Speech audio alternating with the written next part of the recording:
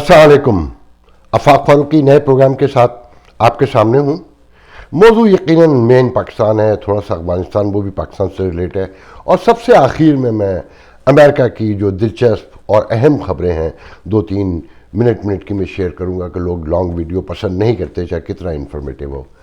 मगर हम मौजूआत की तरफ बढ़ें उससे पहले ज़रूरी है कि जिन्होंने चैनल सब्सक्राइब नहीं किया है प्लीज़ वो चैनल सब्सक्राइब कर लें। There is A only red button on, you have to just push it और चैनल सब्सक्राइब हो जाएगा, मेरी हौसला अफजाई होगी और आपको नोटिफिकेशन मिलता रहेगा।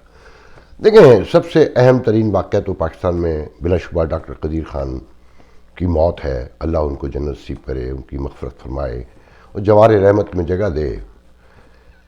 जो इसमें बड़ी ख़बर है वो ये है कि हम अपने हर हीरो को मुतनाज़ा बना देते हैं। ये हमारा एक तारीख़ी मसला है आलम पूरे इस्लाम में, और पाकिस्तानियों ने तो इंतहा कर दी है कि क़याम पाकिस्तान मुतनाज़ा, हमारा बानी पाकिस्तान मुतनाज़ा, उनकी बहन की मौत मुतनाज़ा, कायद की ख़ुद की मौत मुतनाज़ा। फिर एक लामतनाही सिलसिला है इस मुतनाज़ा तारीख़ का कि भुट्टो की मौत, उनकी सियासत, बेनज़ीर भुट्टो की मौत, उनकी जो पूरी ज़िंदगी है उसे मुतनाज़ा बनाया गया।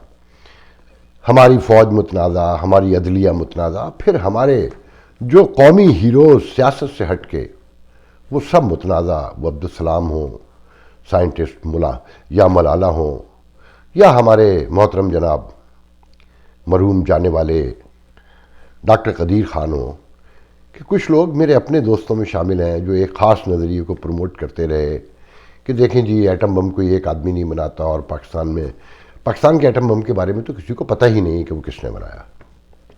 जबकि सब जानते हैं कि दुनिया का एक तारीख़ी उसूल है कि हुकूमत कामयाब होगी तो सदर जैसा निज़ाम होगा, प्रेसिडेंशियल है या प्राइम मिनिस्टर पार्लिमानी है, तो उनके गले पड़ेगा प्राइम मिनिस्टर के, और अगर कामयाब होगा निज़ाम तो वाह प्राइम मिनिस्टर की या प्रेसिडेंट की होगी।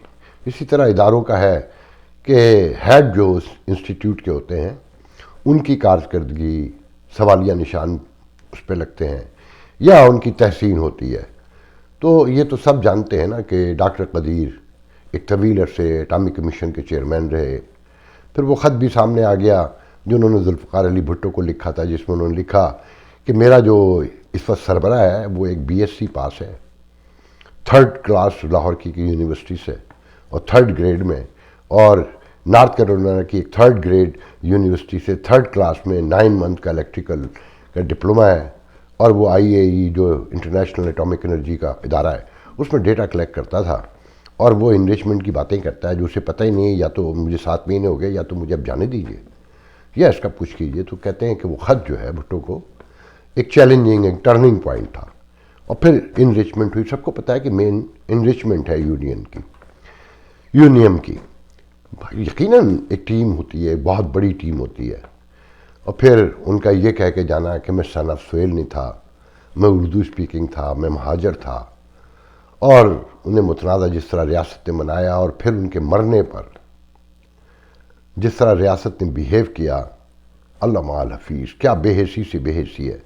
और जो उन पर इल्ज़ामात हैं कि उन्होंने एटॉमिक एनर्जी को बेचा, कोरिया को, ईरान को, लीबिया को, शाम को, जहाँ जहाँ, तो बस इतना सोचिएगा। मैं इस पर बहस नहीं करूँगा कि कहा जाता है कि वो क्या है 31 जो जहाज़ हैं C-31 वो भर भर के सामान भेजा करते थे। इंसानी अकल में आता है कि कोई एक शख्स ये काम कर सकता है कि जहाज़ भर भर के भेजे और रियासत देखती रहे। 17 साल वो नज़रबंद रहे, 17 साल। वो शिकायत लेके गए कि उनको वो एहतराम नहीं मिला। तो मैं उस पर सिर्फ ये कहूँगा कि हाँ साहब, आपको पूरा एहतराम दिया। तारीख़ पढ़ के देखें, हमने अपने हर अजीम लीडर को, चाहे वो हुसैन हो, चाहे वो खुलफ़ाए राशिदीन हो, मंसूर हल्लाज हो, खुल्दून हो, जहाँ तक जाइए हमने उन्हें जीते जी जीने नहीं दिया। मगर जूँ ही वो मरे, हमारी गलियाँ, हमारे कूचे, हमारे मोहल्ले नौहों से, मरसियों से, आहों से, सीना कूबी और मातम से گونج اٹھے. ابھی آپ کو گئے ہوئے ایک ہی دن ہوا ہے تو آپ نے خود دیکھ لیا کہ پورا پاکستان نوحہ کر رہا ہے، سینہ کوبی کر رہا ہے، ماتم کر رہا ہے، مرثیے پڑھ رہا ہے. تو میں آپ کو مبارکباد دوں گا کہ لوگوں نے آپ کے مطابق، آپ کی سوچ، آپ کے خیال کے مطابق آپ کی تواضع کی اور آپ کو اپنا ہیرو تسلیم کر لیا. ریاست چاہے کچھ بھی کرے، وہ جنازے میں شریک ہو نہ ہو، جو لوگ اپنی ماں کے جنازے میں جاتے ہوئے اعتراض برتتے ہوں، جو اپنی بہن کے سسر کے جنازے میں جانے سے انکار کر چکے ہوں اور اپنے بچپن کے دوستوں کو کھو دیا ہو، وہ آپ کے جنازے میں کیا آتے. خیر، اصل مسئلہ اس وقت یہ بنا ہوا ہے کہ آپ نے سنا ہوگا کہ سیاست کا ہر فیصلہ، کہ عدلیہ بھی متنازع، حکومت بھی متنازع، پارلیمنٹ بھی متنازع، ہیرو تو تھے ہی متنازع، فوج بھی متنازع تو تھی، اب کھل کر متنازع ہو گئی کہ D G I S I کی پوسٹنگ، جو آپ کو پتہ ہے ایس پی آر نے اعلان کیا گو کہ وہ استحقاق تھا وزیر اعظم کا جو چھین لیا گیا، کیونکہ وزیر اعظم یہ بھول بیٹھا تھا، وہ سمجھ بیٹھا تھا کہ وہ بااختیار وزیر اعظم ہے، جبکہ اسے کوئی سمجھانے والا نہیں تھا کہ نہیں، تم ایک مخصوص کام کے لیے لائے گئے ہو کہ ٹھپا لائی جا لائی جا لائی جا، جہاں بولے گا یہی ہوگا. اب کہتے ہیں بند گلی میں داخل ہو گئے ہیں. آج ایک خبر چھپی ہے کہ جی ذرائع کہتے ہیں کہ نہیں یہ کوئی بڑا ڈیڈ لاک نہیں ہے، مسئلہ حل ہو جائے گا. جب تک مسئلہ حل ہوگا سب کچھ ڈیمیج ہو چکا ہوگا. پرویز الہی کا اچانک بولنا مہنگائی ہو گئی ہے، تہادی کا، اسے مہنگائی آج نظر آئی ہے. اور محترم جہانگیر ترین، ان کا اچانک سامنے آنا کہ مہنگائی کنٹرول کریں. خان صاحب کے وہاں گھوسے مارے جا رہے ہیں جہاں سب سے زیادہ تکلیف ہوتی ہے آج کل. تو یہ سب نظر آ رہا ہے. کہہ رہے ہیں، کہا جاتا ہے کہ جی خطے کی جو سچویشن ہے اس میں اب ایک قومی حکومت کی ضرورت پڑ گئی ہے یا براہ راست مداخلت کی ضرورت پڑ گئی ہے. کسی پروگرام میں بتا چکا ہوں کہ انٹرنیشنل کمیونٹی کے جب معاملات اس خطے میں بہت سنجیدہ ہوں، گہرے ہوں، حساس ہوں، تو پاکستان میں جمہوریت کی ضرورت نہیں رہتی. اور پھر خان صاحب کا جو اسٹرانس ہے اس میں انٹرنیشنل پاورز جو ہیں ان کی ضروریات پوری نہیں ہوتی. خان صاحب نے آج ہی تازہ جو انٹرویو دیا ہے ایک ویب سائٹ کو برطانیہ کی، انہوں نے جس طرح سے دہرایا ہے، بلیک میل کیا ہے کہ طالبان کی مدد نہیں کی گئی تو داعش جو ہے وہ پریویل کر جائیں گے اور پوری دنیا جہنم بن جائے گی. طالبان ہی ان کا توڑ ہیں اور وہ ابھی عبوری حکومت ہے، وہ سب کو ان کو اکوموڈیٹ کریں گے اور ہمیں موقع دینا چاہیے. امریکہ کو سمجھنا ہوگا، اس کے فنڈ ریلیز کرنے ہوں گے، ورنہ خطے میں بھی مسئلہ ہوگا. اور ساتھ میں خان صاحب کہتے ہیں کہ امریکی عوام کو گمراہ کیا گیا، انہیں سچ نہیں بتایا گیا. کاش خان صاحب انٹرنیشنل میڈیا بھی دیکھا کرتے، خاص کر امریکن میڈیا دیکھتے، کیا کیا اور کیسی کیسی ہاہاکار مچی ہے اور کیا کیا لکھا جا رہا ہے، کیسی کیسی مشکلات کھڑی کی جا رہی ہیں. آپ تو ایک لائن برداشت بھی نہیں کر سکتے خان صاحب. اور پھر خان صاحب یہ جو آپ رونا روتے ہیں نا کہ $150 بلین کا پاکستان کو 21 سال میں نقصان ہوا، تو میں اپنے ناظرین کو ایک بات سمجھانا چاہتا ہوں کہ دیکھیں ہم میڈیا دور میں رہتے ہیں، ہر چیز کی ایک نیوز سینس ویلیو ہے. اگر آپ کے ملک کا ایک بڑا ہوٹل گر جائے نا ابھی تو CNN پہ بھی خبر آئے گی کہ اتنا بڑا ہوٹل گر گیا، مگر اسی ہوٹل کے پیچھے 100 جھونپڑیوں میں آگ لگ جائے تو آپ کے اپنے ملک کے چھوٹے سے چھوٹے اخبار میں بھی وہ سنگل کالم خبر ہوگی کہ غریب مر جائے کسی کو فکر نہیں ہوتی. اس ملک میں ابھی اس سال 18 آفتوں میں $104 بلین کا نقصان ہوا ہے، اور گزشتہ سال 22 آفتیں جو ہیں، جو یہ طوفان، سائیکلون اور یہ ڈیزاسٹر ہریکین وغیرہ ہیں، چھوٹی سے چھوٹی، کہتے ہیں کہ چھوٹی سے چھوٹی جو ایونٹ ہوتا ہے تو اس پہ $1 بلین چلا جاتا ہے. پچھلے سال 22 آفتیں آئیں تو $100 بلین سے نقصان ہوا. اور اگر سن 2000 سے لے کر اب تک لگائیں تو جو کووڈ ہے اس کا خسارہ اور جو افغانستان کی جنگوں کا خسارہ، جنگ کا خسارہ ہے نا، اس سے کہیں ڈبل ہے. تو اس قوم کے نزدیک آپ کا سال میں $7-8 بلین لاس جو ہے کوئی معنی رکھتا ہے؟ اس کی کوئی اہمیت ہے؟ یہ آپ کے یہاں ہوگی اور آپ کے یہاں بھی اس کی کوئی اہمیت ہوتی تو اتنی لوٹ مار نہ ہوتی. آپ کو یہ باتیں سمجھنا ہوں گی. آپ یہ سمجھتے ہیں کہ طالبان کی حمایت کر کے جو اکانومسٹ نے میں آپ کے بارے میں چھپا ہے کہ جی آپ کا اپروول ریٹ 48% ہے اور طالبان کی فتح کو پاکستان میں 55% اپروول ریٹ ملا ہے اور آپ کے بیانیوں کو پاکستان میں پسند کیا گیا، اس لیے اب 2023 کا الیکشن بآسانی جیت جائیں گے.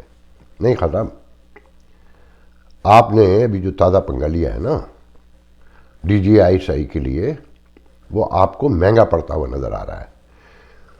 ناظرین، پہلے تو میں آپ کو یہ بتاؤں کہ یہ D G I S I کا اصل جھگڑا کیا ہے۔ دیکھیں، کہا جا رہا ہے کہ جو اندر کے درونی ذرائع وہ کہتے ہیں کہ خان صاحب چاہتے تھے کہ ابھی D G I S I جو موجود تھے محترم جناب جنرل فیض حمید، انہیں کنٹینیو کیا جائے پہلے دسمبر تک اور پھر مارچ تک گھسیٹا جائے، تاکہ کیونکہ جو ملک میں معاملات تھے، جو ہیٹ خان صاحب پہ پڑتی تھی تو وہ وہاں شفٹ ہو جاتی تھی اور وہ اسے بڑا نائسلی ہینڈل کر رہے تھے۔ اچھا، یہ جو آرمی چیف بنانے کی بات ہے نا کہ 1 سال کی کور ہونا چاہیے، یہ کوئی کانسٹیٹیوشنل تو ہے نہیں، پرائم منسٹر کا استحقاق ہے۔ تو خان صاحب جو ہے نا یہ چاہتے تھے کہ اینڈ پہ کسی موقع پہ ان کو بھیج دیا جائے گا اور اس دوران جو ہے نا جتنی ہیٹ ہے وہ لیتے رہیں گے اور وہ ان کے معاملات حل کرتے رہیں گے۔ اب یہ جو جھگڑا ہو گیا، اس سے جو خان صاحب کو سب سے بڑا نقصان پہنچا ہے کہ آئی ایس پی آر نے کور کمانڈر کانفرنس کی بات اپروول کے بعد کہ کس کو بنانا چاہیے، جنرل ندیم انجم کو بنایا ہے، اور خان صاحب جس کی مخالفت کر رہے ہیں، اور اگر یہ تقرری ہو جاتی ہے، سائن کرنا پڑ جاتے ہیں خان صاحب کو، تو آپ کا کیا خیال ہے جنرل انجم جو ہیں وہ خان صاحب کی ہیٹ لیں گے؟ اب وہ تو ان کی سنیں گے نا، جنہوں نے ان کو لانے کے لیے اتنی محنت کی ہے، اتنی کوشش کی ہے اور ان کے لیے اتنی ہیٹ لی ہے۔ جنرل کہا جاتا ہے کہ جنرل فیض کہہ رہا ہوں، جنرل آصف غفور، جنہیں میں غفورہ کہتا ہوں، وہ جنرل نعمان جو پشاور کور کے کمانڈر تھے، ان کو لانی خان صاحب کہ ٹھیک ہے اگر لا رہے ہیں تو ان میں سے لائیں، جو نہیں تسلیم کیا گیا۔ اچھا، یہاں پہ جنرل فیض حمید بھی یہ بھول گئے تھے کہ وہ ایک ادارے سے جڑے ہوئے ہیں، وہ خان صاحب کی سپورٹ سے اکیلے نہیں کھڑے رہ سکتے۔ ہمارے یہاں جس کو بھی پاور مل جاتی ہے وہ اقتدار میں پاگل ہو جاتا ہے نا۔ انہیں یہ نہیں پتہ تھا کہ یہ ایک ادارہ ہے اور ایک کلیکٹیو وزڈم، جو اچھی بری میری تنقید ہے اس پہ گو کے، مگر ان کا فیصلہ ہی پریویل کرتا ہے۔ 70 سال اسی طریقے سے گزر گئے ہیں، تو جنرل فیض حمید بھی عمران خان کے ساتھ کھڑے تھے، جو ان کی غلطی تھی اور جس کی سزا یقیناً ادارہ ان کو دے گا اپنے طریقے سے پولیٹیکلی۔ میں نہیں سمجھتا کہ وہ آرمی چیف بن پائیں گے اس موجودہ صورتحال میں، مگر ایک بات ذہن میں رکھیے گا، خان صاحب ضدی آدمی ہے، وہ نواز شریف نہیں ہے، وہ بے نظیر بھٹو نہیں ہے، اور خان صاحب کو چڑ ہے اس بات سے کہ انہیں فوج کا اسٹوج کہا جائے۔ میں اس کا گواہ ہوں، میں نے اب کچھ پچھلے دنوں بتایا تھا ایک موقع پہ کہ حسین حقانی اور ڈاکٹر تقی ہیں، ایک ہمارے نون ریناؤن ڈاکٹر ہیں، حسین حقانی جو ہمارے سابق صفات کار ہیں، بڑے انٹلیکچوئل ہیں، وہ ایک سیمینار کر رہے تھے، تو عمران خان صاحب نے یہاں اپنی مقامی لیڈرشپ کو فون کیا پی ٹی آئی کی اور کہا کہ یار حسین حقانی کا اور تقی کا کوئی توڑ کرو، یہ سیمینار کرنے جا رہے ہیں اس میں یہ کہیں گے کہ میں فوج کا اسٹوج ہوں۔ تو خان صاحب کو یہ برداشت نہیں کسی صورت سے کہ انہیں فوج کا اسٹوج کہا جائے، وہ کہ وہ ہیں، انہیں پتہ ہے، وہ ان کی ہاں میں ہاں ملاتے رہے، انہی کے سارے وزیر سب کچھ انہی کے ہیں نا، شیخ رشید جیسے لوگ، یہ شوکت ترین بھی ان کے نہیں، مگر خان صاحب کو برداشت نہیں ہے۔ تو اب تو یہ معاملہ باہر آ گیا ہے، اب تو خان صاحب آخر تک جائیں گے۔ خان صاحب دیکھیں ساری عمر وی وی آئی پی رہے ہیں، لوگ ان کی ہاں میں ہاں ملاتے رہے ہیں، اور خان صاحب کی ابھی بھی ہاں میں ہاں ملا کے کام کرائے گئے ہیں۔ خان صاحب کوئی زیادہ ذہین آدمی تو ہے نہیں، کیونکہ خان صاحب کے سامنے پہلے ہی بار کنٹراڈکشن آیا ہے جو خان صاحب کی سے گفتگو کیے بغیر کیا گیا۔ تو یہ لڑائی بڑھتی ہوئی نظر آتی ہے، اور اس لڑائی کے پیچھے اصل کیا چھپا ہے ہمیں نہیں پتہ۔ کچھ لوگوں کا خیال تو یہ ہے کہ کچھ لوگوں کا خیال تو ہے کہ جناب قومی حکومت بننے جا رہی ہے، کہ جو خطے کے معاملات ہیں انہیں ڈیل کرنے کے لیے جو اکانومی کی صورت ہے، اچھے ذہن میں رکھیے گا 2 دن کے بعد 15 تاریخ سے 13، 14، 15 آئی ایم ایف سے پاکستان کے مذاکرات ہیں پیکج کے لیے جو ڈیلے ہو گیا ہے، جو ہولڈ کیا ہوا ہے، شوکت ترین آ رہے ہیں ان کی پورا ڈیلیگیشن لے کے، اس پہ ڈیپینڈ کرتا ہے سارا، جو میں سمجھتا ہوں کہ اگر وہ مذاکرات کامیاب ہوئے تو کن شرائط پہ ہوں گے، اور وہ امریکہ کی مرضی کے بغیر نہیں ہو سکتا۔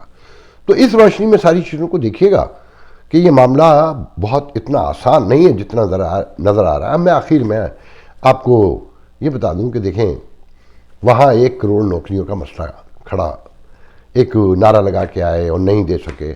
یہاں صورتحال یہ ہے کہ 1 کروڑ نوکریاں موجود ہیں مگر لوگ نہیں ہیں، مگر عوام کی جو تھاٹ ہے وہ یہ ہے، غصہ ہے بائیڈن ایڈمنسٹریشن پہ کہ آپ اتنے جاب کریٹ نہیں کر رہے جتنے کرنے چاہیے۔ 1,190,000 کے قریب job last year last month میں سپٹمبر میں 1,94,000 جابس تھیں، مگر ان پہ ترکیب کی جا رہی ہے کہ جابس کم ہیں، جبکہ 1 کروڑ جاب جو چھوٹی جابس ہیں جن میں انسینٹیو ہے کہ اگر آپ جوائن کریں گے، امیزون جیسی کمپنیاں جوائن کرنے پہ $2,000 بھی دے رہی ہیں، ساتھ میں پہلی بار گھر کے پالتو جانور کتے بلی نیزز جو چیزیں ہیں ان کو انشورنس بھی آفر کی جا رہی ہے اور دوسرے بینیفٹس بھی دیے جا رہے ہیں، مگر لوگ جانے کو تیار نہیں ہیں، اور تنقید یہ ہے کہ جی جاب کم کریٹ کر رہی ہے حکومت۔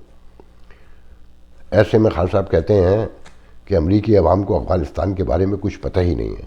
میں اس سے زیادہ آج گفتگو نہیں کرنا چاہتا، دعا کیجئے کہ پاکستان میں موجود بحران ٹل جائے تو بہتر ہے، ورنہ اس کے کانسیکوینسز بہت خطرناک ہو سکتے ہیں۔ اللہ حافظ۔